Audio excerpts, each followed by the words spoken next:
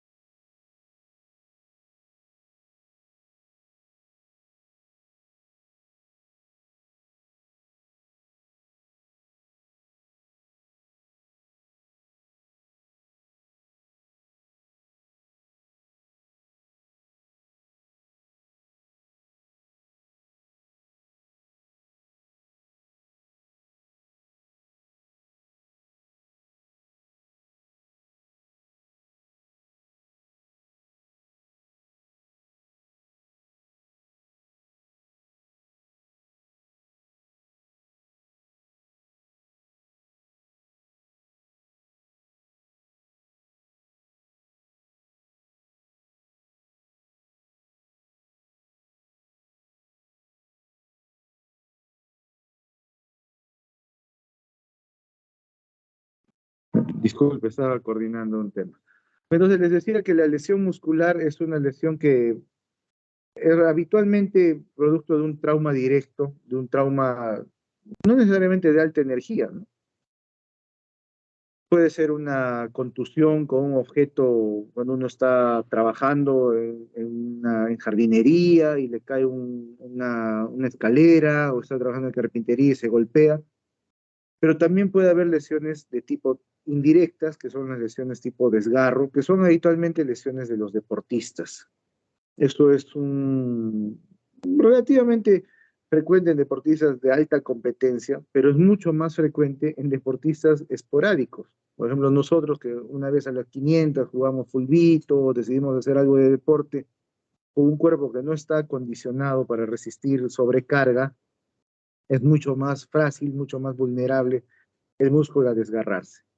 Hay otro tipo de lesiones donde más bien es un aplastamiento, ¿no? Por ejemplo, un paciente que queda enterrado en la tierra o en un terremoto, en los escombros, queda cubierto por todo el peso de las estructuras.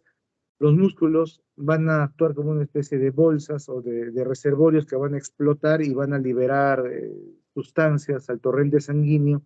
Y más allá de la misma equimosis, sangrado, dolor, aumento de volumen que pueda registrarse producto de este trauma, va a haber una liberación de sustancias como mioglobina y potasio que pueden generar complicaciones sistémicas de índole renal, de índole cardíaca, lo que se conoce como el crash syndrome, y es una especie de urgencia porque puede llevar al paciente a la muerte. Hay otro grupo de lesiones que son las lesiones no traumáticas, sino más bien son las lesiones por fatiga muscular, entre las que podemos encontrar las agujillas, las agujetillas, los calambres, las contracturas musculares y todos los demás problemas que habitualmente son lesiones por sobrecarga o sobreesfuerzo, deportiva, física, ¿no? Se me ocurrió mudar mi casa y lo hice inadecuadamente trabajando, haciendo sobreesfuerzo. Entonces voy a tener una lumbalgia por contractura muscular, o después de hacer mucho deporte voy a tener calambres o punzadas de adormecimiento que no necesariamente son neuropáticas, o sea, no son neuropatías, no son nervios, sino son músculos que generan síntomas dolorosos. Entonces, en estos cuatro espectros nos vamos a basar, lo que son lesiones no traumáticas, lo que son lesiones traumáticas directas, traumáticas indirectas y lo que son lesiones múltiples o masivas. Después ya vamos a hablar de los tendones, que los tendones sí vamos a individualizar un poquito lo que es el manguito rotador, lo que es los tendones flexores y extensores de la mano y la muñeca, y el tendón de Aquiles, que en mi opinión son los tres grupos tendinosos más importantes. Hay muchos más, cada músculo tiene su tendón y probablemente tendríamos que también mencionar al tendón rotuliano, tendríamos que mencionar a los flexos extensores de los dedos de los pies, tendríamos que mencionar al psoas y su tendón conjunto, tendríamos que mencionar al tendón tricipital, el tendón bicipital, X. Pero en ánimos de no ser tan compleja y saturada la información, vamos a hablar de estos tres grupos tendinosos. Entonces, ustedes saben que yo trabajo bajo la inversa. Ayer yo hice la clase teórica por la coyuntura del examen y toda la carga horaria que habían tenido.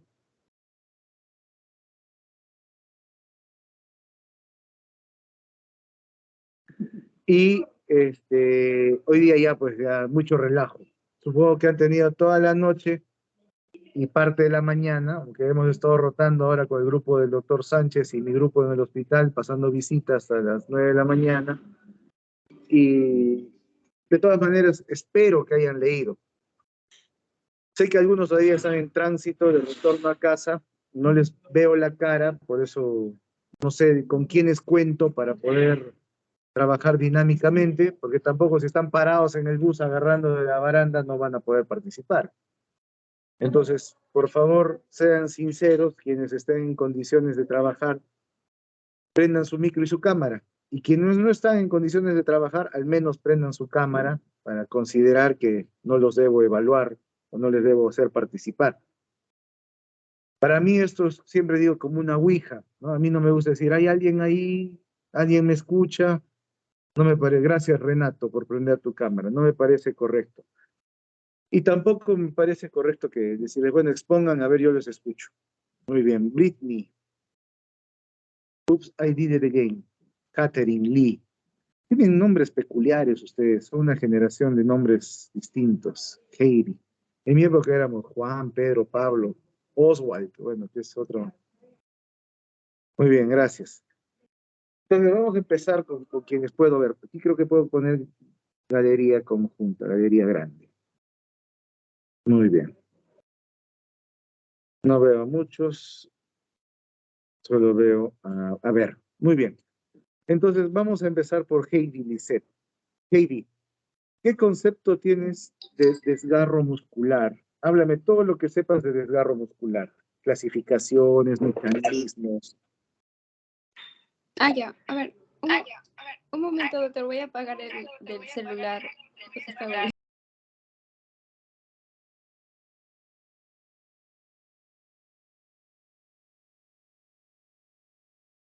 Ya, ahora sí se me escucha sin eco.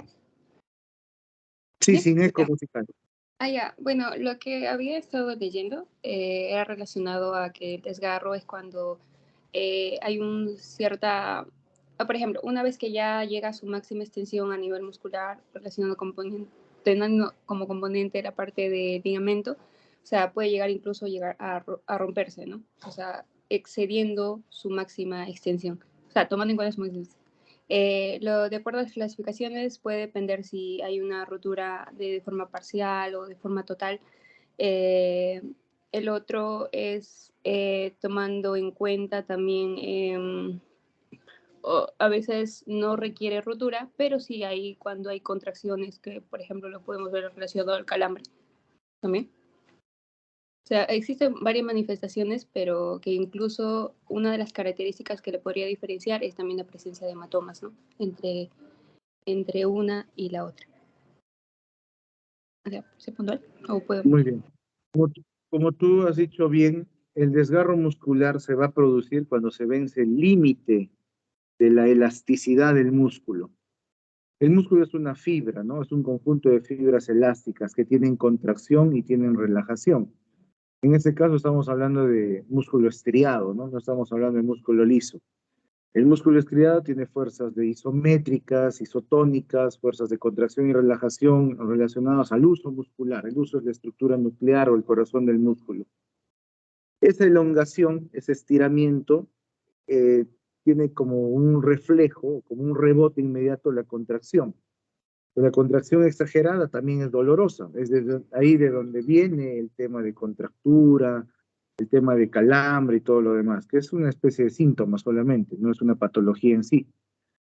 Pero, cuando uno hace una oposición, digamos, un mecanismo en el cual una fuerza va al norte y una fuerza va al sur, o una fuerza va al este y otra va al oeste, esas fibras musculares que de relajación pasan bruscamente a activación, o a estiramiento, pueden llegar a vencer esa resistencia límite y desgarrarse y romperse. Este desgarro puede ser múltiple, puede ser fibrilar, es decir, solamente pequeñas, como el cabello, ¿no? Pequeñas hilachas de cabello, y otros pueden ser ya, como bien nos ha dicho Heidi, desgarros parciales o totales. No es como el esguince que existe primer, segundo, tercer grado, solamente es desgarro parcial o desgarro total. Habitualmente el desgarro por mecanismo indirecto, siempre yo pienso en lo más común que reporta la literatura. Los desgarros musculares son más frecuentes en el miembro inferior y alrededor de la rodilla. Probablemente tengamos muchos más desgarros en los gemelos y en el cuádriceps. Siempre yo pienso en ese atleta que de pronto empieza a correr y ¡pum! Siente un tirón en la pantorrilla, que es probablemente un tirón doloroso, pero que no necesariamente va a impedir que camine o va a impedir o va a forzarlo a tirarse al piso y postrarse, simplemente siente una molestia. Hay otros que puede ser mucho más aparatoso, quizás en musculaturas más potentes o musculaturas mucho más voluminosas, en las cuales el componente puede ser mayor y sí generar algún tipo de disfunción.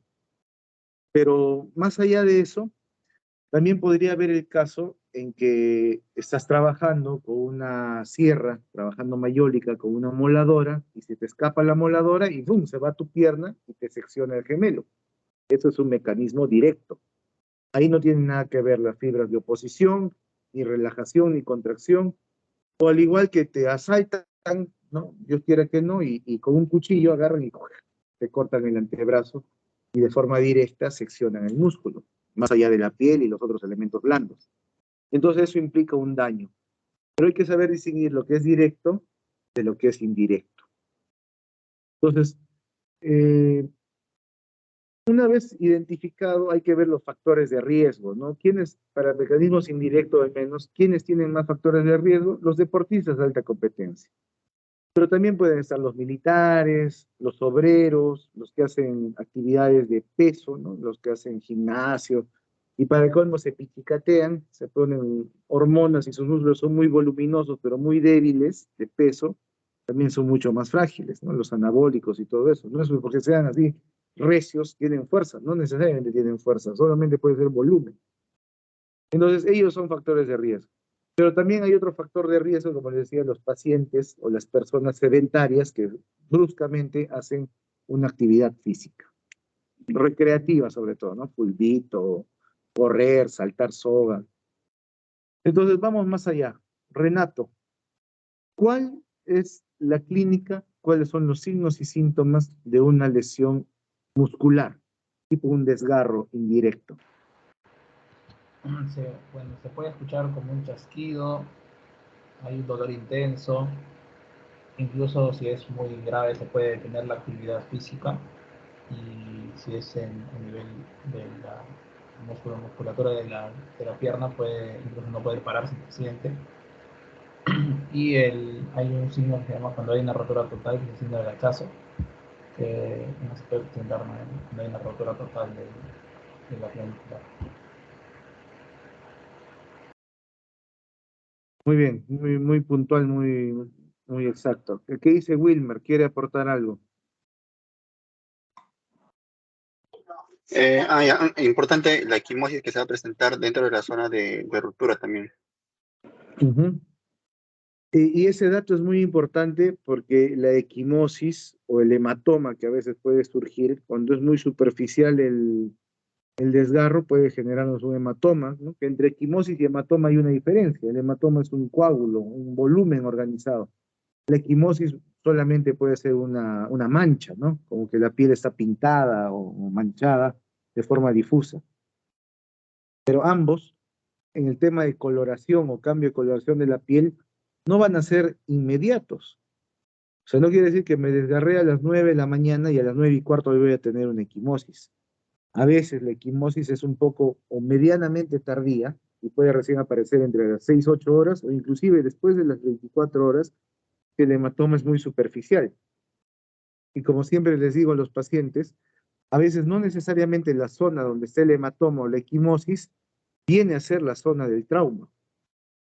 Y eso pasa muy frecuentemente en los miembros inferiores, ¿no? Yo me desgarro el cuádriceps posterior, ¿no? Los isquiotibiales, el bíceps, y a las 6, 8 horas, si yo he seguido caminando, moviéndome, por declive, el hematoma de la lesión va a buscar la zona posterior de la rodilla o proximal de la pierna, y la equimosis va a ser en la zona poplitea o en la pantorrilla, pero no quiere decir que sea ahí la zona de lesión.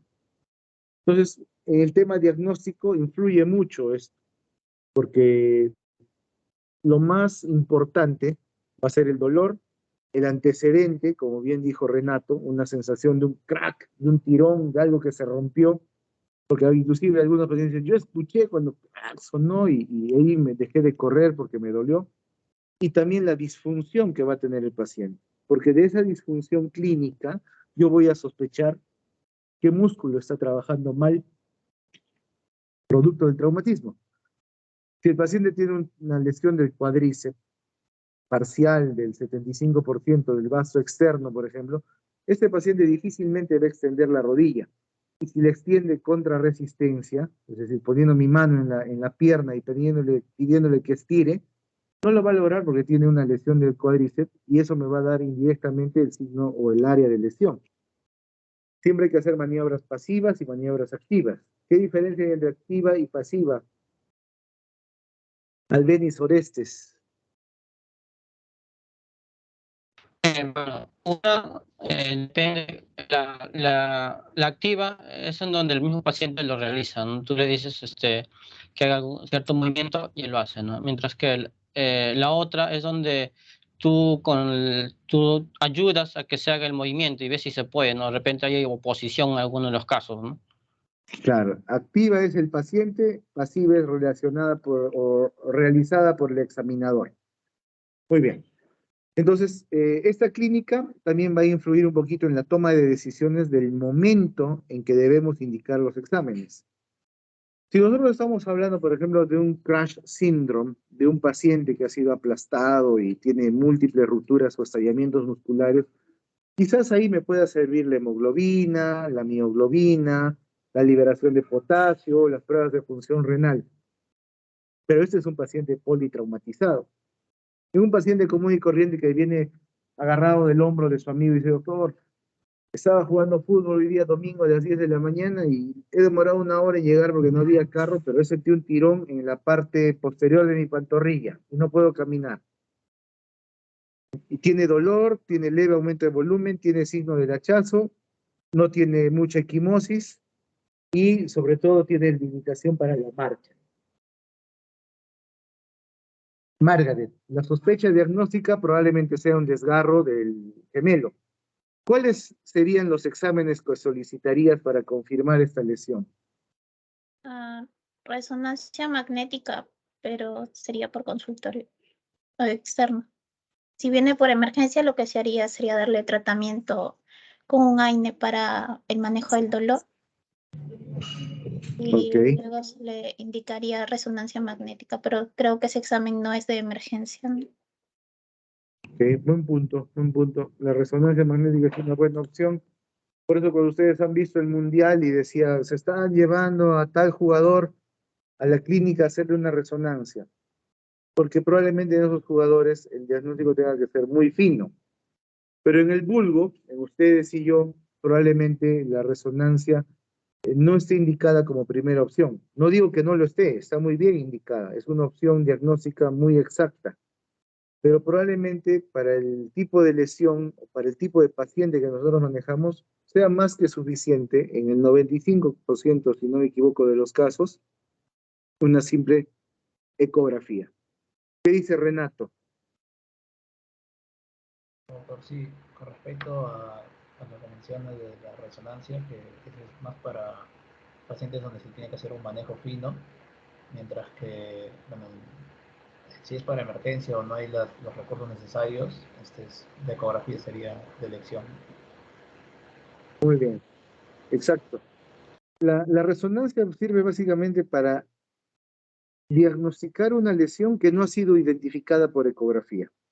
Yo tengo un paciente que tenía un trauma muscular indirecto, con dolor, aumento de volumen, equimosis, y la ecografía me dice que no hay nada, o que solo hay edema o inflamación. Yo digo, la clínica no es compatible con la imagen, y siempre va a mandar la clínica. Por un tema médico, por un tema legal, debo ir a una resonancia. ¿Cómo sin contraste, Catherine Lee? Eh, Creo que sería para poder la captación de ver todo el edema con contraste, doctor. ¿Qué dice Heidi Lisset? ¿Cómo sin contraste?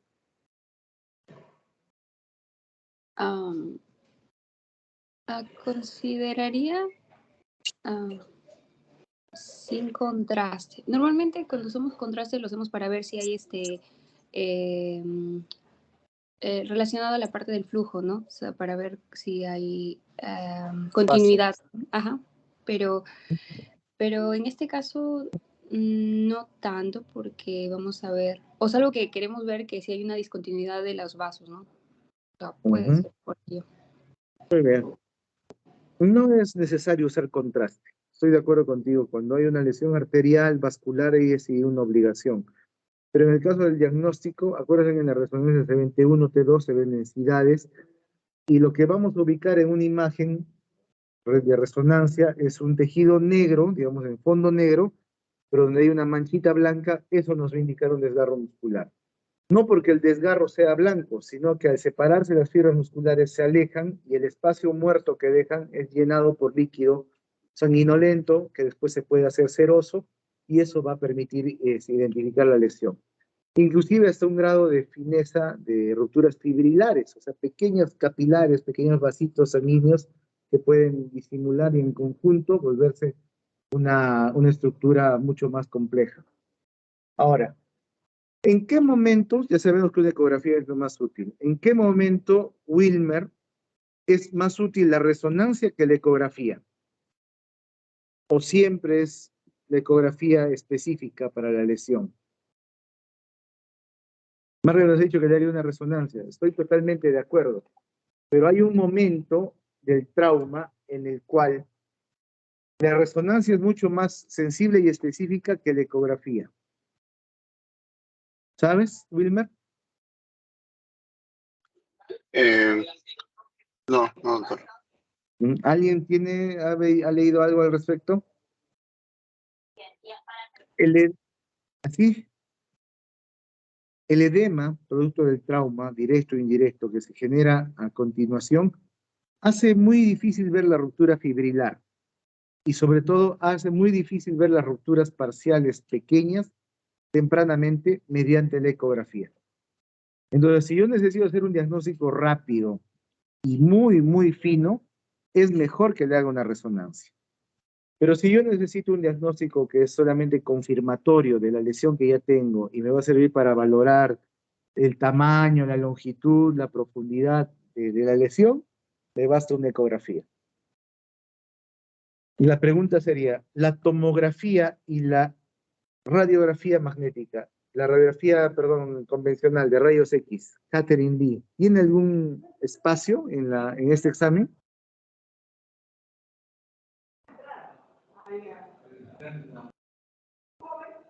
Catherine Lee. Pues, se podría tomar en el primer momento, ¿no? Pero como dice, para ver mayor especificidades se necesitaría la resonancia también. O una toma. De acuerdo. Antes de las 6 horas es más sensible la resonancia. Después de las 6 horas, la sensibilidad es similar entre la ecografía y la resonancia.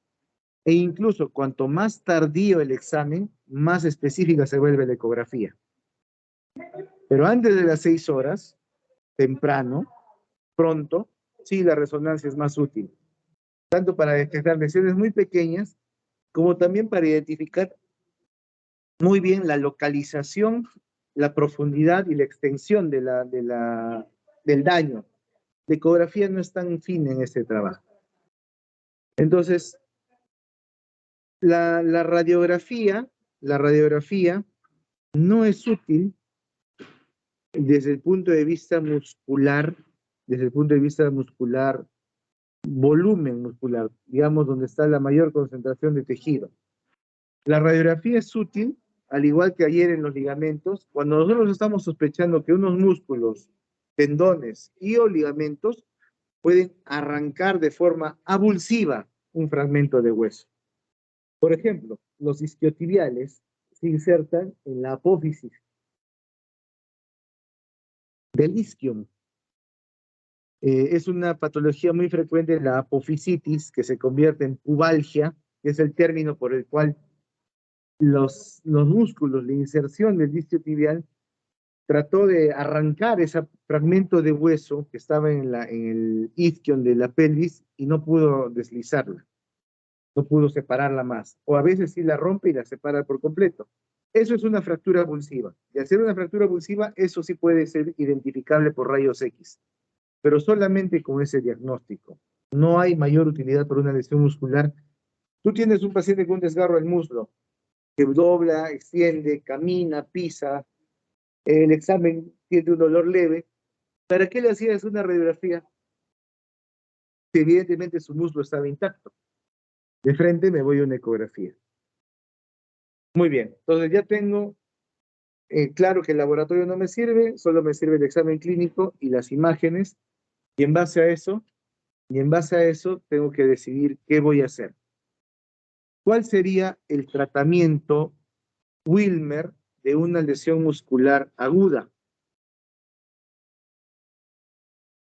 Iniciar con anticoagulantes. Anticoagulantes, analgésicos y relajante muscular. Estamos hablando de un desgarro, ¿no? Tú me has mezclado todas las opciones terapéuticas con dolor muscular, ¿no? Relajante, antiinflamatorio, anticoagulación. Probablemente ninguno de estos tenga que ser de primera línea en una actividad o en un traumatismo muscular directo o indirecto. Le vamos a preguntar a Renato, ¿cuál es la terapia para un desgarro muscular, una lesión muscular? Se puede aplicar con esta misma técnica que dice Rice, que es reposo, hielo frío, compresión y elevación del miembro. Y también se puede agregar la inmovilización, pero depende del periodo o la gravedad de lesión, y agregar aires. Muy bien. Rice, ¿no es cierto? In English, rice, como arroz, rice. R de reposo, I de hielo, C de compresión y E de elevación o estiramiento. Rice, terapia Rice. Reposo, tierra en alto de preferencia. Hielo, 10-15 minutos cada 2 horas. Compresión, una venda elástica o un campo que comprima la zona del hematoma. Y elevación o estiramiento, que es una buena estrategia, no para limitar el sangrado, sino para más bien evitar que el sangrado se vaya en declive, y regrese más próximo al sistema venoso del corazón y pueda ser recirculado en el cuerpo entero.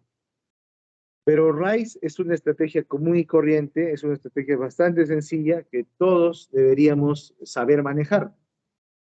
Medicamentos. ¿El antiinflamatorio sirve? Sí sirve. No va a dejar de sangrar, no va a dejar de inflamarse porque es tejido estriado, pero sí sirve para hacer algunas manejo conjunto del dolor o procurar una evolución más favorable y una recuperación más temprana. De preferencia, antiinflamatorios, COX-2, que son menos agresivos que en el estómago. Pero si no, le puedo dar un diclofenac, un ibuprofeno. Anticoagulación. Es un buen comentario, pero de rutina a un desgarro muscular no se le pone anticoagulación. Porque uno, que las fibras pueden ser mucho más complejas y va a sangrar mucho más de la cuenta. Anticoagulación profiláctica le ponemos solamente al paciente que va a estar postrado de forma rígida, obligada. Entonces, una férula o una anticoagulación puede ser contraproducente en un crash syndrome, porque el paciente no para de sangrar. Y esta anticoagulación puede llevarle a hacer un taponamiento renal, una insuficiencia renal aguda prerrenal y morirse el paciente. ¿Ok? Entonces, que quede claro el examen físico. Hay una lesión, por ejemplo, que se llama la lesión de Popeye, que el bíceps, su porción larga, se desprende de su inserción y queda aquí como una bolita de músculo. Es la inserción de Popeye, ¿no? El desgarro de Popeye. En el bíceps, ustedes saben, Popeye, Popeye, o sea, el globo, ojo estallado, comía sus espinacas y con eso le crecía el bíceps. Igualito aparece cuando uno se rompe el bíceps. Por ejemplo, los que hacen muchas pesas fuerzan mucho al bíceps para la flexión y la extensión del codo, y ahí es donde se puede llegar a romper y generar una patología. Por lo demás, todas las demás lesiones son netamente conservadoras. La pregunta sería, Margaret, ¿a qué pacientes se les suturaría o se les cosería un nervio? Cuando ha habido una ruptura, o sea, se ha desgarrado totalmente. ¿Pero un nervio? A ver, piensa bien. ¿Usted me está preguntando a qué paciente se le suturaría un nervio? No, un músculo. Ajá. En el caso de que, por ejemplo, ha habido una ruptura muscular. O sea, si yo me desgarro el bíceps aquí en el tercio medio, tú vendrías, harías un corte, encontrarías mi músculo y lo coserías término terminal con el otro músculo subyacente. ¿Esa es más o menos tu respuesta? Los músculos, ustedes se hubieran comido, bueno, siempre comen los ricos y famosos su buen churrasco, así, no grande. Cuando has cortado la carne cruda, te has dado cuenta que son conjuntos como pequeñas celditas, como un panal de abejas, que están tabicados uno del otro. Esas son las fascias. Los músculos como tales nunca se cosen. No nos mintamos que se puede hacer una miografía.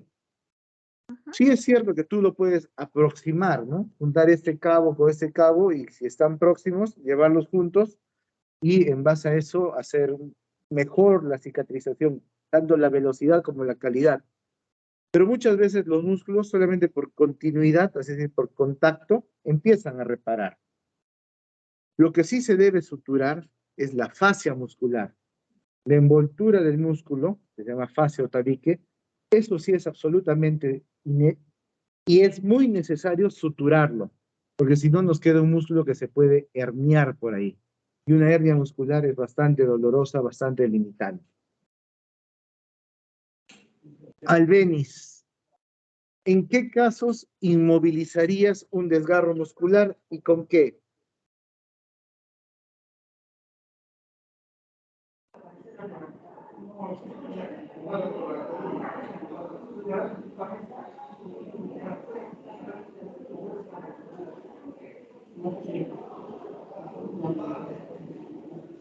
¿Lo escuchaste? Pero yo no te escucho a ti. Sí, te escuché. Ah, No, ya. sí, decía, dependiendo si es grave, ¿no? En casos graves podrías, inmovilizarlo. ¿Qué es grave para ti? cuando, por ejemplo, se rompió una porción grande. No solamente no solamente fue un desgarro, sino se rompió parte del músculo, por ejemplo, y que Bueno, pero estamos imposibilita el hablando de desgarro movimiento, es el músculo, ¿no? Desgarro es el músculo. y que imposibilita el movimiento. O sea, ¿tú consideras que poniendo una férula, por ejemplo, muslopedia, a una pantorrilla, esta va a mejorar la cicatrización y la velocidad de cicatrización? No, solo se haría sobre todo, creo, por lo que implica, o sea, como para cuidarlo, ¿no? Ok, esa es otra perspectiva. Como que una férula de reposo, una férula de protección, mientras desinflama toda la herida, mientras lo que hemos suturado está observado, mientras no se presente un proceso de hematoma, infección, yo puedo poner una férula de reposo por unos 3 o 4 días y decirle, mire, con esto no va a caminar. Pero eso jamás hay que confundirlo con el término de férula terapéutica. O sea, nunca se pone una férula para un desgarro. Ni una tobillera, ni una canillera, ni una muslera, ni una pantorrillera, nada, nada de nada. Solamente se usa para reposo. Por ejemplo, en un politraumatizado, por ejemplo, en una caída, en un aplastamiento que está muy hinchado con una lesión de partes blandas, probablemente es mejor inmovilizarlo por un breve tiempo y después pasarlo precozmente a rehabilitación. Por lo demás, solamente es necesario y útil un vendaje elástico. El vendaje elástico va a cumplir la función de comprimir para controlar el hematoma y ubicar la lesión para procurar no realizar movimientos extensos o completos de la extremidad. Muy bien.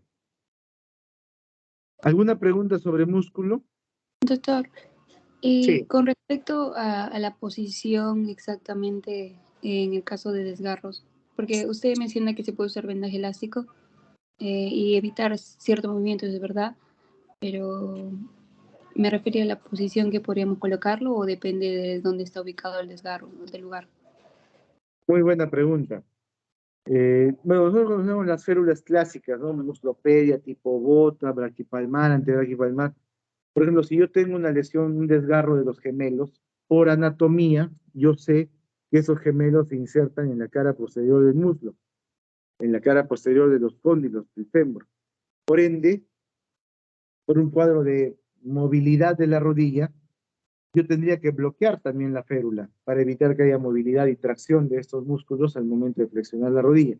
Si solo le pongo una bota, no va a ser suficiente. Por eso me le estoy dictando la anatomía, no la patología. ¿De acuerdo? Pero siempre acostumbras a pecar de exceso que por omisión. De todas maneras, es un poquito más largo. ¿Alguna otra Gracias, doctor. pregunta sobre músculo? Ok. Doctor, sí, en relación, doctor, cuando nos habló de cómo se podría tratar y hablamos de repente de manejo del frío, pero también creo que la temperatura tiene que ver con de repente que se lesione el músculo. Entonces, más o menos, ¿cómo podría entender eso? O sea, que puede producir lesión y a la vez puede usarse para tratamiento. Es como nosotros le decimos al paciente, que enfríe, que no moje. O sea, que enfríe, que no queme.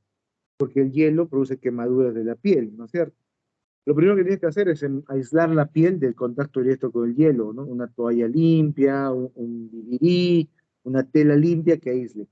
En segundo lugar, el daño no es presentado tanto por la intensidad, sino, perdón, la cantidad de hielo o la lesión está relacionada con la intensidad del dolor y no está relacionada con la dimensión de la lesión. En promedio, lo que nosotros recomendamos para evitar que haya una complicación asociada al uso prolongado de hielo es 15 a 20 minutos cada 2 horas.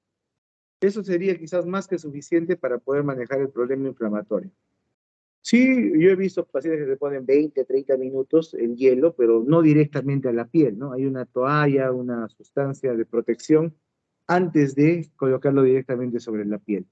Más allá de 30, 40 minutos, uno, que la función de desinflamar ya no va a tener efecto, y dos, que este daño que se podría generar por quemadura del hielo va a ser directamente proporcional al tamaño de la extremidad. Si es una manito chiquita de bebé, eso le va a quemar mucho más rápido que fuera el hombro de un hombre corpulento y gigante. ¿De acuerdo? ¿Alguna otra pregunta sobre músculo? Doctor, en el caso que sean estos hematomas que se hacen de manera grande, por ejemplo, cuando es en el cuádriceps, es de manera grande los hematomas, ¿también implicaría utilizar esta terapia inicial de raíz? ¿O ya no sería ideal? A ver, explícame bien tu pregunta, no me quedó muy claro. Por ejemplo, he podido ver que hay hematomas alrededor del cuádriceps, que son hematomas grandes, son como 50 centímetros más o menos, de que se hace el hematoma. Entonces, ahí Ya. también implicaría utilizar el RICE y hielo con estas terapias, o ya no sería ideal esto. Sí, por supuesto. El hielo es el mejor amigo para controlar el proceso inflamatorio agudo asociado a la circulación y los hematomas. Yo creo que siempre. La compresión también, la elevación también, el reposo también, no necesariamente la inmovilización, pero yo creo que sí es una buena opción usar el hielo. Siempre el hielo, yo le digo a los pacientes cuando se operan, ni bien puedas, hay que poner hielito, con la idea no que moje, sino que enfríe, porque si no, también la herida se puede contaminar, una herida quirúrgica se puede contaminar por la sobreexposición al hielo que se humedece y se macera. ¿Ok? ¿Más preguntas sobre músculo? Muy bien. Vamos a hacer, como son dos temas, vamos a hacer una pausa de 3 minutos para que puedan ir a tomar algo, para que puedan estirarse y volvemos con ligamentos. 3 minutitos.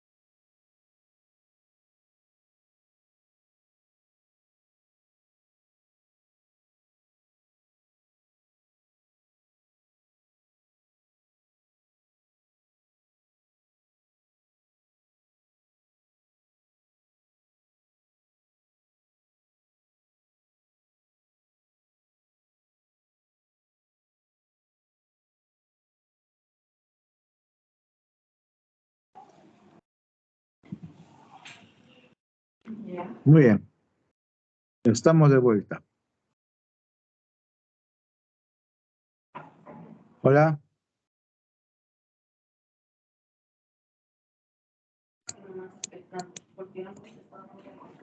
Ajá, yo estoy comiendo mi pecana, no te preocupes. La doctora me ha invitado a una teja bien rica.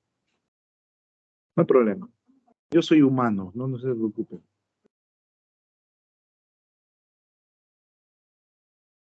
No hace mucho calor.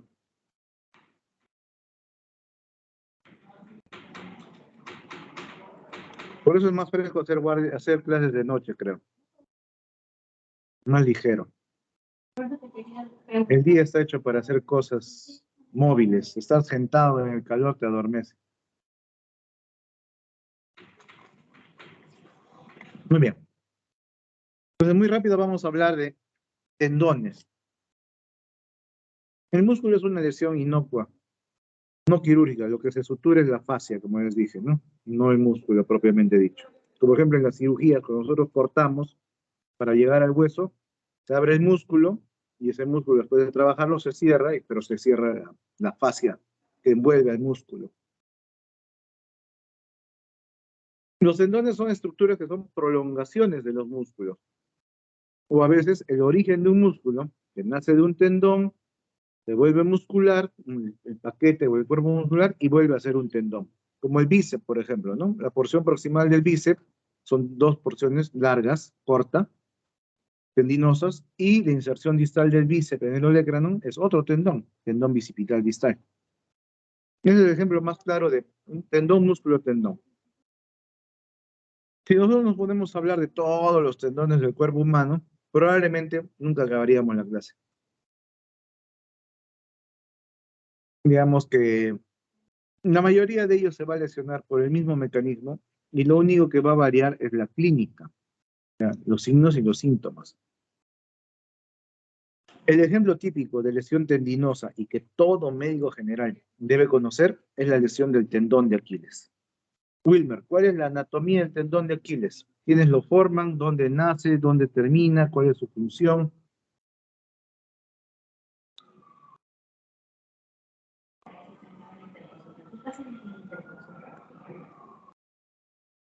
Bueno, básicamente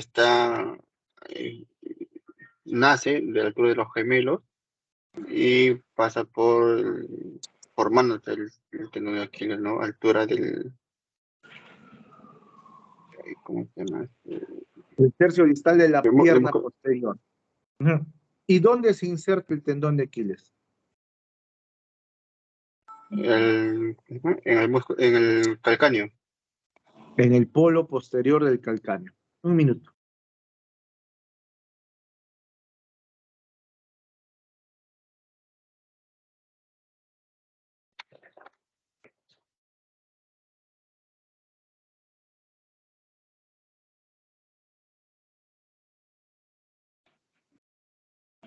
Entonces, el gemelo, el sóleo, los gemelos en este caso, externo, interno y el sóleo, que es la suela, el músculo más grande, muscularmente van a conformar el tendón de Aquiles, que es una estructura larga. Lógicamente, cada cuerpo es diferente, ¿no? Cuanto más alto seas, más grande va a ser tu tendón.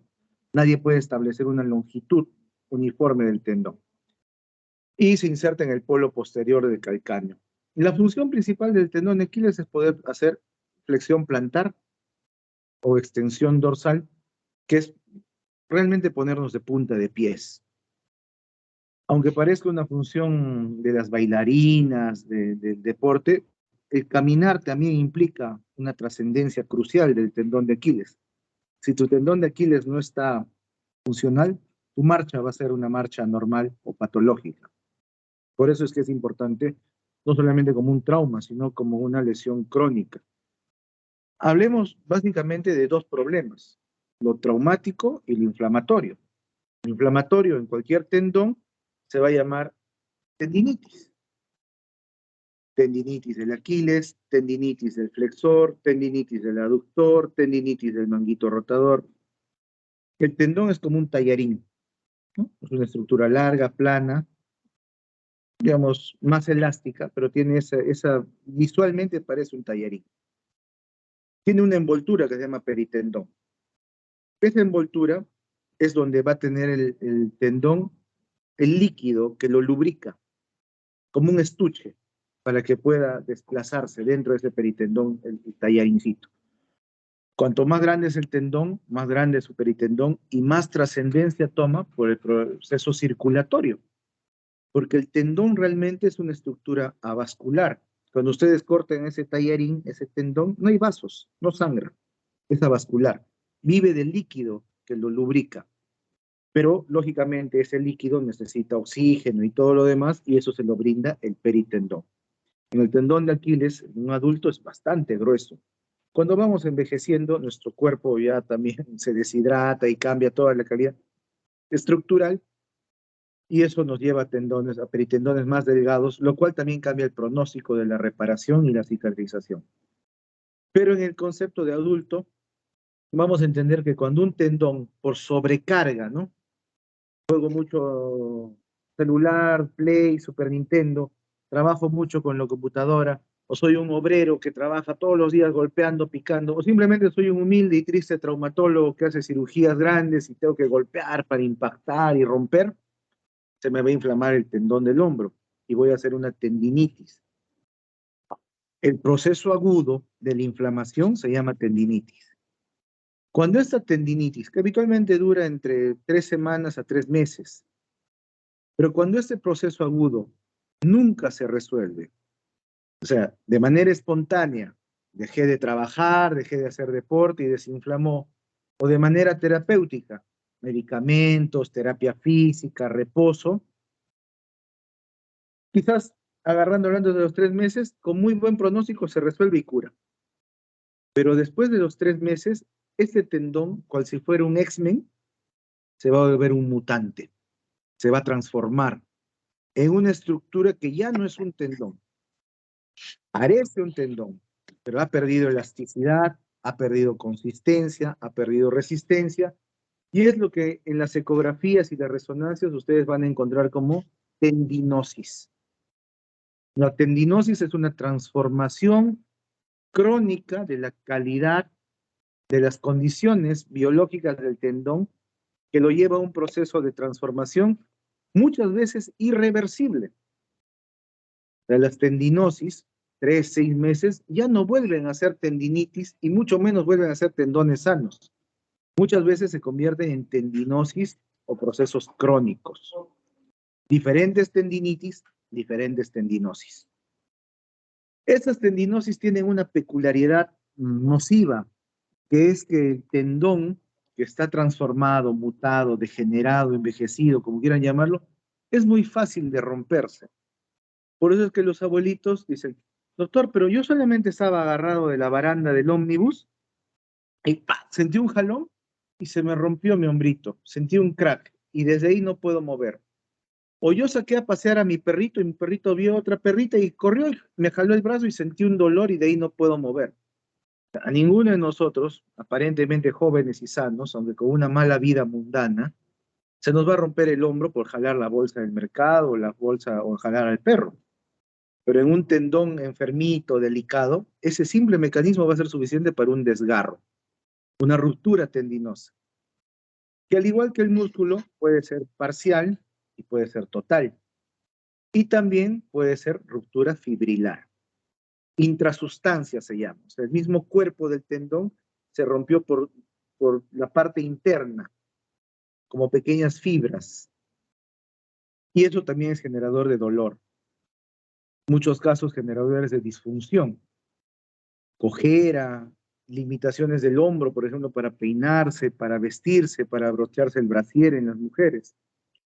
Pero también puede ser único, como el manguito rotador, solo me desgarré un tendón, o puede ser múltiple y masivo, y me desgarré todos y me deja un hombro sumamente complejo y doloroso, que puede llevarme a un hombro rígido y después a una capsulitis adhesiva, que es la peor complicación del hombro. Mi hermana, que tiene 47 años, hace como 6 meses hizo una tendinitis que no me avisó. Ella creyó que poniendo su cremita en la noche iba a resolverlo. Ella es abogada, trabaja en oficina, y se dejó estar, hasta que un día la encontré y la vi que no podía servir la botella gaseosa. Le digo, oye, ¿qué te pasa? Y le examiné y tenía el hombro casi rígido. Hicimos una resonancia, la mandé a rehabilitación, ya tiene 6 meses, y mi hermana de 48 años no puede levantar el hombro.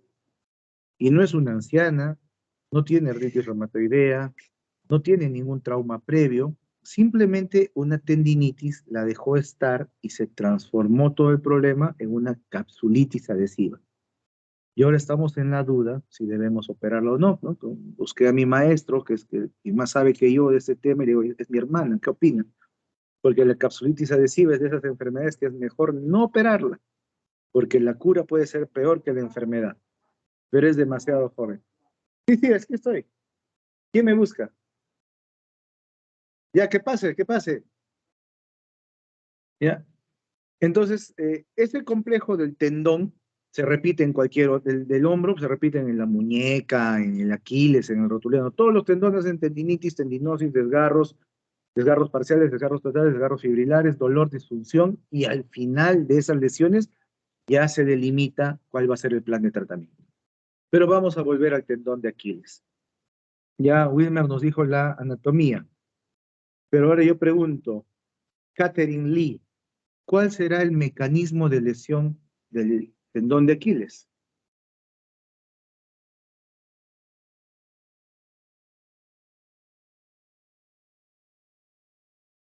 Muy bien, puede ser directo e indirecto. Directo es cuando yo estoy en la chacra y estamos sacando la cañita para el maíz y de pronto mi amigo se equivoca y me mete el machete en el tendón de Aquiles y ¡clac! Me seccionó el tendón de Aquiles. Trauma directo, me lo cortó en dos. O un accidente de tránsito, un fierro, me secciona el tendón de Aquiles, trauma directo. Y es frecuente, no lo vamos a negar, en este mundo todo es posible. El trauma indirecto es otra cosa. El trauma indirecto es cuando, por ejemplo, dicen, en sus marcas, listos, ya, y tú despegas con el pie en hiperflexión y la contracción súbita del gemelo. La porción muscular jala y el pie en extensión retiene.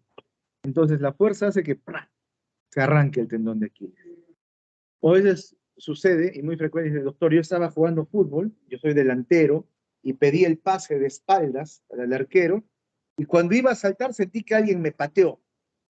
Y me dolió, sentí un crack en mi pantorrilla y de ahí ya no pude moverme. Pero lo peor fue que cuando volteé, no había nadie. Nadie me tocó. Y esa es la lesión típica del tendón de Aquiles, lo que le llaman el hachazo, ¿no? ¡Prah! Tú sientes una ruptura, un crank, cric, crack, como quieras llamarle, ahí en la zona distal de la pierna, que posiblemente no te impide incluso caminar en el momento agudo. Ya después se complica la marcha. Pero sí es innegable que hay dolor y hay disfunción. Entonces, esos son los dos mecanismos, directo e indirecto. Vamos más allá. Viene un paciente, un médico que, aunque no debería estar jugando fútbol en sus horas de trabajo, porque le pagan por trabajar, no por jugar fútbol, pero el sábado a mediodía se pone a jugar aquí su pichanito. Hola, ¿qué tal? Denme un minutito, chicos, por favor.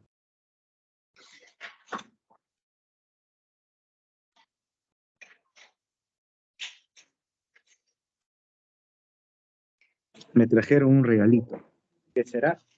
Voy a mirar un ratito.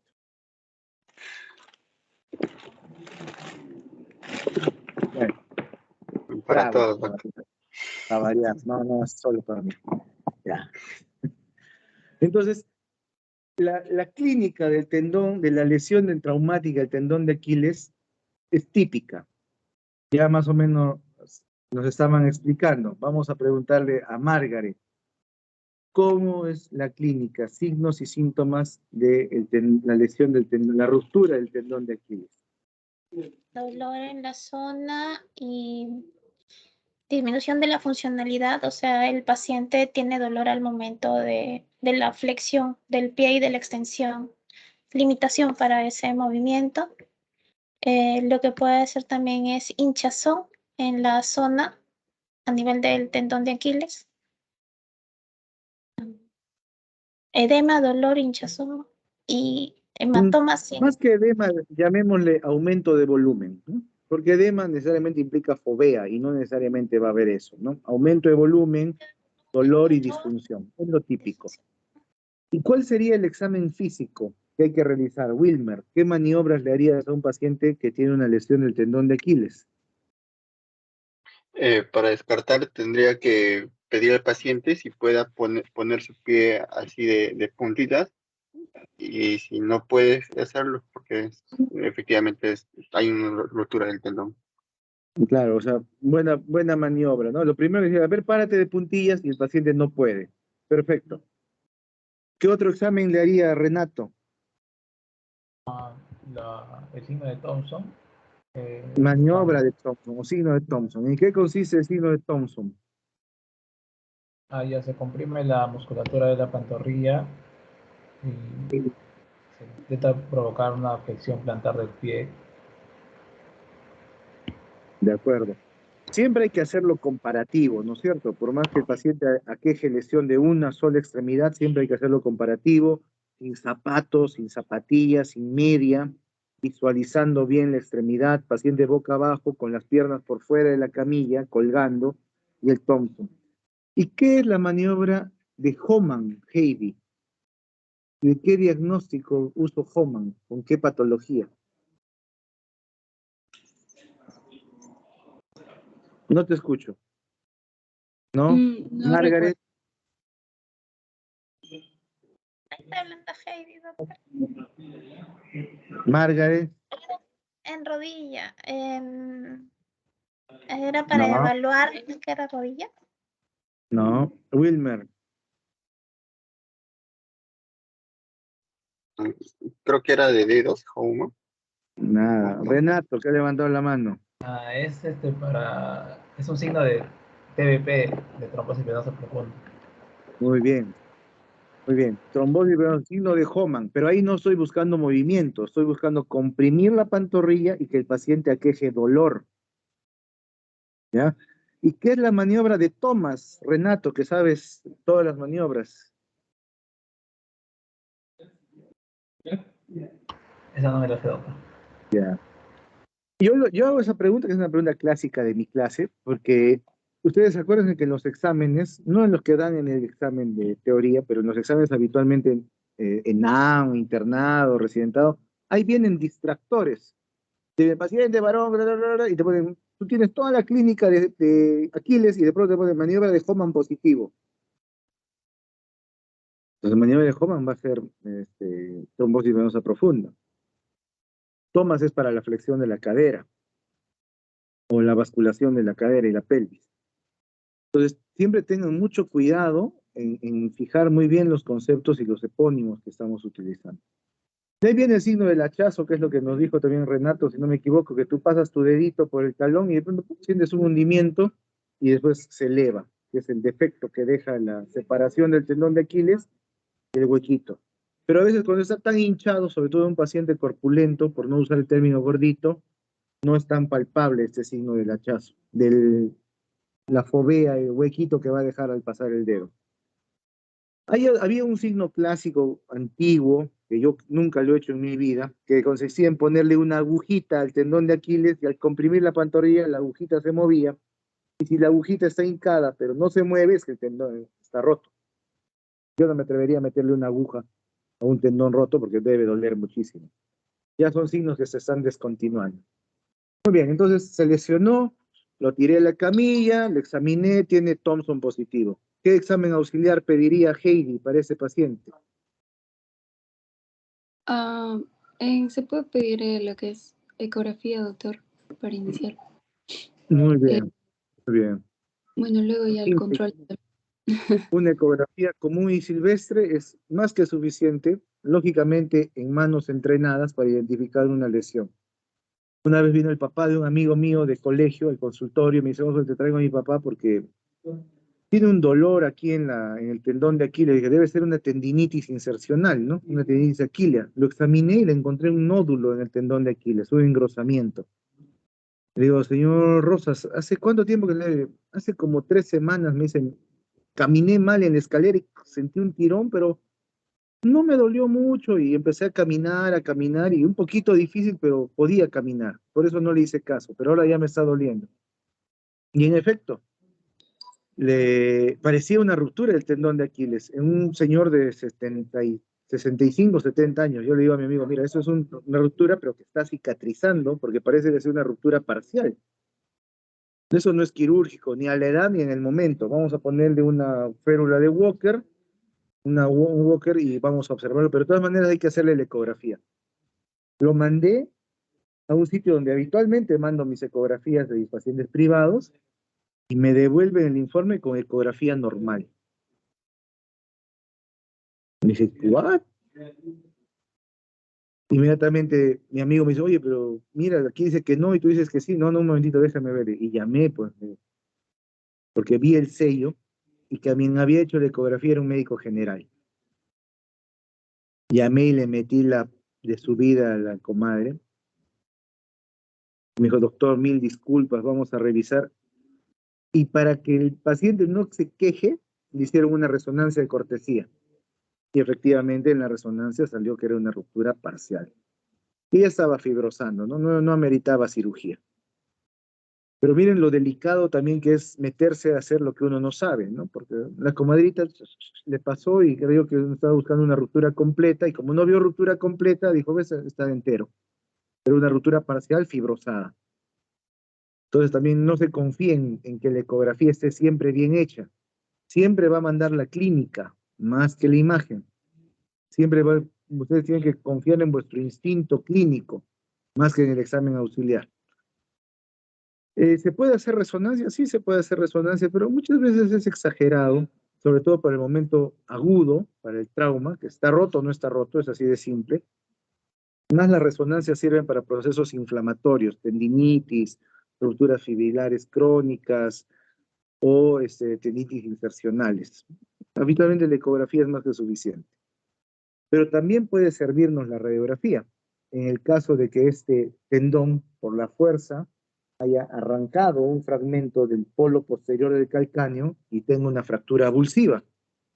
Y una fractura abulsiva no se repara con suturas, se repara con osteosíntesis.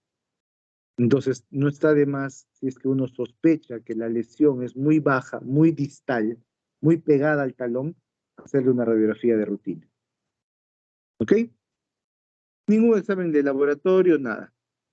Seguimos con el algoritmo del diagnóstico o del tratamiento. Sí. Ah, ya, pero ¿sería continuo o primero consideraría, creo que pedirme una ecografía y dependiendo si vemos que es más distal, ahí recién se le pediría la radiografía? Primero la ecografía y después la radiografía. Siempre primero la ecografía. En la clínica te va a mandar, ¿no? Tú vas a palpar con tu dedito y vas a darte cuenta que ahí está el defecto en el cuerpo mismo del tendón. Ay, tío.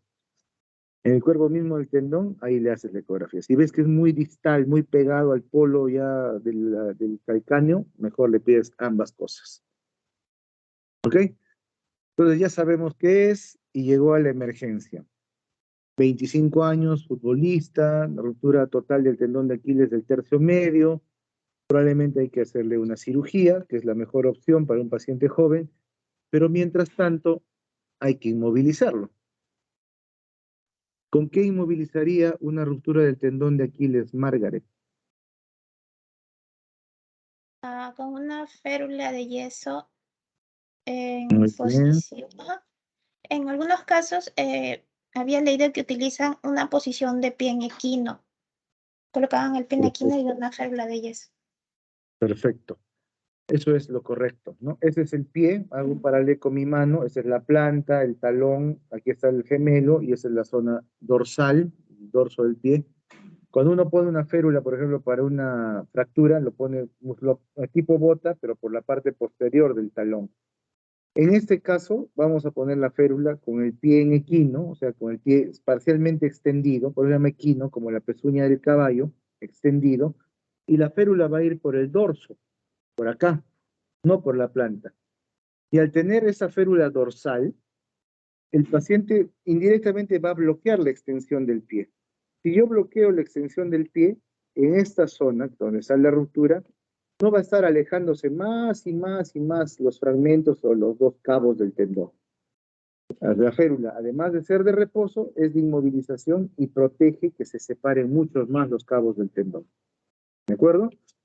Doctor, pero si no tengo yeso, bueno, le pones cualquier elemento que pueda permitir, impedir la dorsiflexión del pie y mantenerlo en equino y siempre con un vendaje. Y ese pacientito de preferencia hay que transportarlo o mantenerlo boca abajo, ¿no? Para que el talón y la piel no se lastimen. Muy bien, eso es lo único que hay que hacer. Pero ya identificamos que este paciente se va a operar. Vale, lo vamos a operar mañana mientras hacemos la preparación, los preoperatorios, mañana temprano. ¿Ha leído, Renato, algo sobre la reparación quirúrgica del tendón de Aquiles? Sí, había una que era la sutura de May Griffith, que se realizaban mínimas incisiones, pero tenía un riesgo, creo que era de que se podía lesionar el nervio sural. Muy bien. ¿Wilmer ha leído algo sobre la reparación del tendón de Aquiles?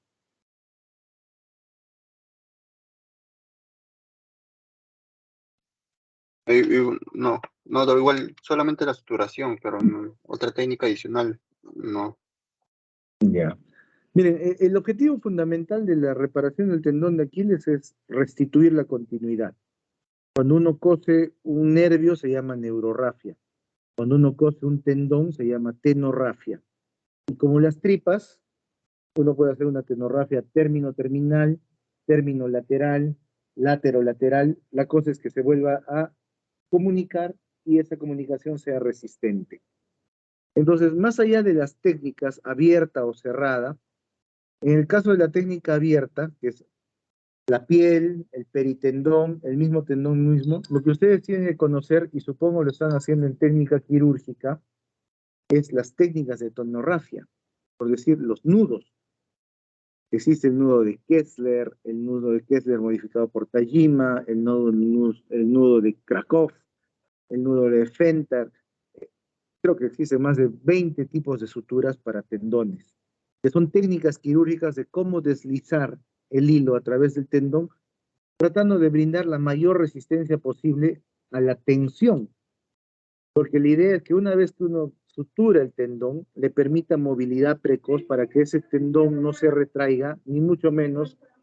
Jefa Fortu, un favor, creo que este viejito del 60 se está aspirando, hace rato está que tose y escupe. Sí, ponle una mascarilla al que está que tose y escupe ahí. Te está aspirando, creo. Y yo mirando. La cosa es que esa técnica es independiente de cada cirujano. Cada uno dice, yo uso Kessler, yo uso Krakow, hay que ver videitos, ¿no? Hay buenos tutoriales en YouTube de cómo hacer sutura, eso les tienen que enseñar en técnica quirúrgica. Yo normalmente cuando era R1 tenía un R3 que era muy buena persona y él nos enseñó, nos hacía comprar patita de pollo y nos hacía suturar esos tendones y aprender ahí a hacer la sutura. Lo malo que cuando no está fresco es muy duro y ya no logra retraerlo. Y eso va a suceder, por ejemplo, con una ruptura tendinosa en una herida. El tendón se deshidrata y se seca como un cartón y pierde su elasticidad, pierde su capacidad de retornar a su longitud natural. Entonces, hay también un momento oportuno y sobre todo porque también si se rompe el tendón y pasa mucho tiempo y llamamos una ruptura crónica, la que tiene más de 6 semanas, se va a retraer tanto que ya nunca va a volver a su zona de origen, nunca va a volver a ser tas con tas, como llamamos nosotros, sino va a quedar un poquito alejado. Y por más que hagas el arte que quieras, le hiperextiendas el pie y jales, no va a llegar y va a quedar un defecto. En ese caso, en que no hay contacto entre los dos extremos, se usan algunas técnicas que son modificaciones, que se llaman plastías. Una lengüeta del sóleo, una reparación tipo loop con el plantar delgado, un deslizamiento B del tendón de la musculatura gemelar, injertos tendinosos con tensor de fascia lata, muchas técnicas quirúrgicas que deben ser solamente cultura general. En sí, la idea es operar lo más pronto posible para no tener que requerir a estas técnicas, que si bien es cierto, pueden tener cierta tasa de éxito, no necesariamente quedan totalmente funcionales, ¿no? A veces queda un poco elongado el tendón y esa elongación genera una disfunción para caminar, para correr, para saltar. ¿En quiénes no operaría un tendón de Aquiles? Primero en los que la ruptura es parcial. Segundo, en un paciente, una vez me trajeron un paciente, creo que fue una alumna también, dijo, doctor, voy a llevarle a mi tío que es hemipléjico, y ayer cuando lo estábamos cambiando, lo estábamos bañando, sonó su tendoncito y parece que se ha roto. Y en efecto, le hicieron una ecografía y tenía un tendón de Aquiles roto, pero en el pie hemipléjico, o sea, era un pie espástico, un pie que estaba hiperextendido. Y cuando ellos trataron de flexionarlo, ¡prá!, se rompió. Entonces yo le dije, bueno, perfecto, le digo. ¿Él camina? No, él está solo en su sillita porque no puede caminar, se arrastra. Yo le digo, ¿para qué lo operamos si no va a caminar? Dejémoslo ahí tranquilito, hagámosle terapia, inclusive eso va a mejorar la movilidad de su piecito, va a poder flexionar, extender, y al final yo al menos no lo operé. Le dije, no, ¿sabes qué? No lo operaría, no vale la pena. De repente otro doctor por pagar su cuota del banco lo ha operado, ¿no? Yo no lo operaría. Siempre digo, se opera al paciente, no a la radiografía, no a la ecografía. Y también es muy peligroso operar pacientes de tendón de Aquiles cuando tienen problemas vasculares y sobre todo cutáneos. Han visto los pacientes varicosos, hipercrómicos, los pies diabéticos, que tienen muy mala circulación de la piel, del tobillo, del talón. Esos son un dolor de cabeza porque, ya bacán, lo abres, coses, Krakow, bonito, fuerte, una sutura de alta resistencia.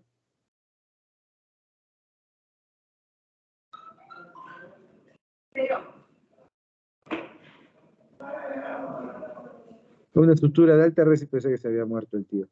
No respondía que le estaban llamando.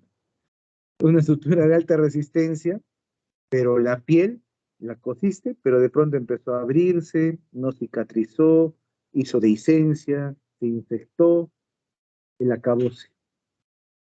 Entonces, una cosa es ir donde no te llamen, ¿no? Ese pie no debes operarlo. Ahí, por ejemplo, podría tener un chance la técnica mínimamente invasiva, pero no es tan común. Yo al menos prefiero no hacerla, porque en el sistema en el que yo trabajo, operar un tendón de Aquiles nos cuesta 10 soles.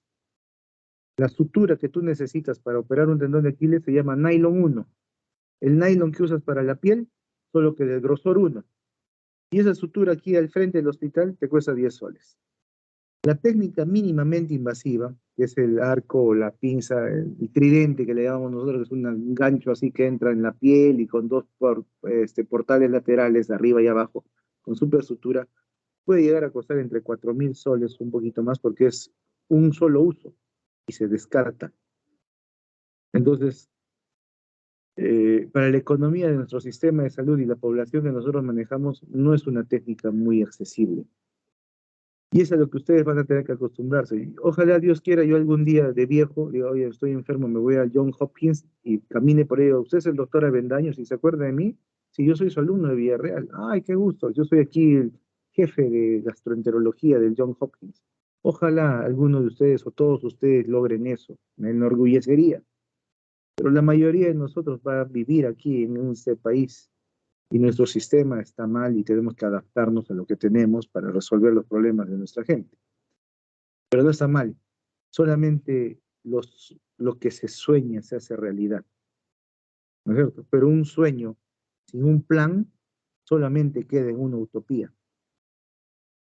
Si tú tienes un sueño, tienes que planear cómo hacerlo realidad, no solamente vivir soñándolo. Entonces, por un tema de practicidad, no hago cirugía mínimamente invasiva. Yo lo rajo y después de operarlo, suturarlo, le pongo un yeso muslopedio en equino y en flexión de rodilla, porque en flexión de rodilla se bloquea la extensión y la activación de los gemelos, que también podría ir contraproducentemente a desgarrar mi sutura por una hiperextensión, ¿no? El paciente extiende la rodilla y el gemelo se activa y me jala la sutura.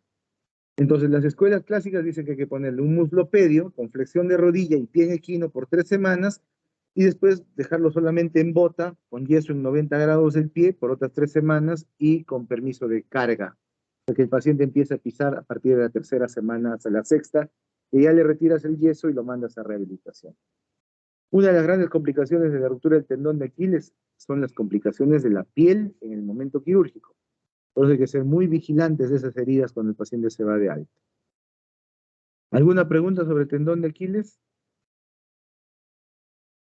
Muy bien. Tendones flexores y extensores de la mano, que es otro paquete muscular, otro paquete tendinoso muy importante. Y que quizás es el más importante que nos distingue de los animales, porque por la mano nosotros hacemos movimientos finos, pinza, prensión, oposición y todo lo demás. Entonces, está de más hablar de la inervación, la circulación. Tenemos dos paquetes tendinosos, los flexores superficiales y profundos y los extensores. Los superficiales y profundos, que parten de sus músculos respectivos y a partir del antebrazo distal se introducen en la muñeca y se dividen para cada uno de los 4 dedos, mientras el pulgar tiene su propio sistema flexor y su propio sistema extensor. Los 4 dedos son trifalángicos, falange proximal, falange media, falange distal. El tendón superficial se inserta en la base de la falange media a manera de un ojal y el flexor profundo atraviesa ese ojal y se inserta en la base de la falange distal. Es por eso que yo puedo individualizar la flexión de mi falange distal y la flexión de mi falange media. Y también la función de puño, que ya se encarga el flexor de carpus radialis, el flexor palmar. Cuando yo me secciono los tendones de la mano, que habitualmente son mecanismos directos, lo más frecuente es que sea un corte, se intentó suicidar porque lo dejó su flaca, se intentó suicidar porque el doctor Sandoval le puso 0,2 en los 3 exámenes, o estaba cocinando y se rompió un vidrio y se cortó uno de los tendones del dedo. Habitualmente son mecanismos directos. Un mecanismo indirecto es cuando uno, por ejemplo, tengo un par de pacientes que son voleibolistas y cuando hicieron un mate, jalaron así y crack, se arrancó un tendón. No es lo más frecuente, los tendones y las manos son bastante elásticas, pero también puede suceder. Pero lo más frecuente es un corte. Cuchillo, vidrio, espejo, plato, sierra, lo que tú quieras. Pero lo que hay que identificar es que la mano y los flexores tienen 5 zonas. Flexor, zona 5, antebrazo, zona 4, hasta el borde superior del primer dedo, zona 3, zona 2 y zona 1.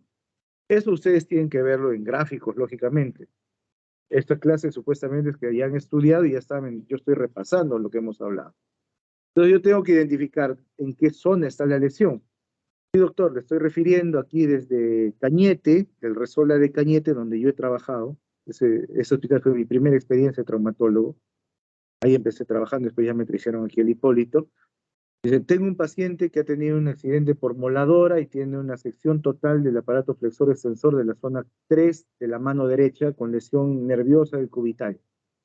Entonces yo ya me imagino que la zona 3 es acá, y se ha seccionado el cubital, y probablemente haya que hacer una tenografía término-terminal, pero la teoría dice que estas 3 zonas, 1, 2 y 3, son las zonas más complejas y es mejor que esa cirugía la realice un cirujano de mano que es mucho más especializado, porque el abordaje, es decir, llegar al tendón, puede demandar el daño colateral de estructuras muy pequeñas y muy finas, como las bandeletas, los ramos nerviosos terminales muy delgados o inclusive las arterias capilares digitales. Entonces, eso es lo que se recomienda. En cambio, la zona 4 y la zona 5 son mucho más accesibles, eso lo podemos reparar nosotros. Creo que estadísticamente la zona más frecuente de lesión es la zona 5, pero uno me dice, doctor, me he seccionado aquí los tendones en el antebrazo, en el medio del antebrazo. Ahí ya no hay tendones, eso es netamente muscular. Eso solamente hay que esperar que cicatrice el músculo y hacer una rehabilitación intensiva. Porque ahí no hay tendones, los tendones comienzan del tercio distal del antebrazo hacia la mano. Después de suturar, bajo las mismas técnicas, también con un nylon 1, le pongo una férula. Si me he seccionado los flexores, pongo una férula en el dorso para que el paciente no extienda y de esa manera proteger mi sutura. Si he seccionado los extensores, pongo una férula en la palma para evitar que el paciente flexione y de esa manera proteger mi sutura extensora. En la zona extensora, a diferencia de la flexora, existen 8 zonas. Dedo, nudillo, falange, nudillo, falange, nudillo, falange, nudillo, metacarpo, muñeca, y aquí la 8. 1, 2, 3, 4, 5, 6, 7 y 8. 8 zonas extensoras, 5 zonas flexores. Dicen que las extensores son mucho más fáciles de reparar que los flexores, pero igual no hay cirugía fácil, hay que darse su tiempo, las condiciones adecuadas. y la respectiva asepsia para evitar que esto colapse, ¿no? Que se complique. Nunca se olviden que después de operar siempre hay que inmovilizar. Solo que hoy en día el equipo de rehabilitación ha diseñado unas férulas dinámicas que en base a liguitas te permite hacer un ejercicio mientras estás bloqueado. O sea, si bien es cierto, te bloquea la extensión con una férula el traumatólogo, el rehabilitador te pone aquí unos ganchitos con UFU, con tris, con unas liguitas, y te pone una grampita acá. Y te dice dobla. Y como una polea te hace doblar y extender para que esa sutura, esa cicatriz que se está formando por dentro de la muñeca, no se fibrose. Porque acuérdense que el mismo proceso de cicatrización es desordenado. Y si tú no individualizas a los tendones y sus peritendones, todo termina siendo un bloque. Y cuando dices, a ver, extiende el cuarto dedo, el paciente extiende todo, porque se activa todo, no se activa individualmente. Esa es una de las complicaciones de las suturas o de las lesiones masivas. No hay mucha ciencia en los tendones, es bastante lógico. Hay sí una tendencia actual para procurar mejorar la cicatrización del tendón, que es usar plasma rico en plaquetas, ¿no? Eso que te sacan de la sangre, lo centrifugan con un poquito de gliconato de calcio y lo activan, porque esa sustancia es pro-cicatrizante, procoagulante. Entonces dicen que si tú después de suturar le echas como una capita de PRP encima del tendón, puede mejorar la calidad, más no creo la velocidad de la cicatrización. De ahí, todo tendón roto es quirúrgico, sobre todo los flexores. Si a mí me dieses a elegir entre flexionar o extender mi mano, prefiero 1000 veces flexionar, porque con eso hago todo. Si yo tuviera que quedarme con una mano extendida, no me sirve para nada. Necesito hacer pinza, prensión, giro, y eso depende de la integridad de mis flexores. ¿Ok? Muy bien. Les agradezco a ustedes 4, Margaret, Heidi, Renato y Wilmer, y Catherine Lee, que estuvo por momentos. Agradezco su respeto hacia mi persona al intentar participar de la clase. A los demás, bueno, yo puedo hacer clase con uno. Que uno de 100 aprenda, me doy por bien servido como docente. Es decisión de cada uno cómo hace su educación. Es mi última clase. Bueno, con el grupo seguimos en la práctica. No se olviden que están estudiando no para aprobar el curso, sino para aprender el tema, aprender traumatología. Y si no aprenden, cuando sean internos, no me saluden, ¿no? Si me ven por ahí, no digan que yo les he enseñado. Si aprenden, si hay el doctor, hola, ¿qué tal? ¿Ya? Si en la visita en otro hospital los jalan, les revuelven, ¿quién te ha enseñado traumatología? Digan otro apellido, no digan el mío. ¿Ya? Muchas gracias. Nos vemos. Gracias, doctor. Gracias, doctor.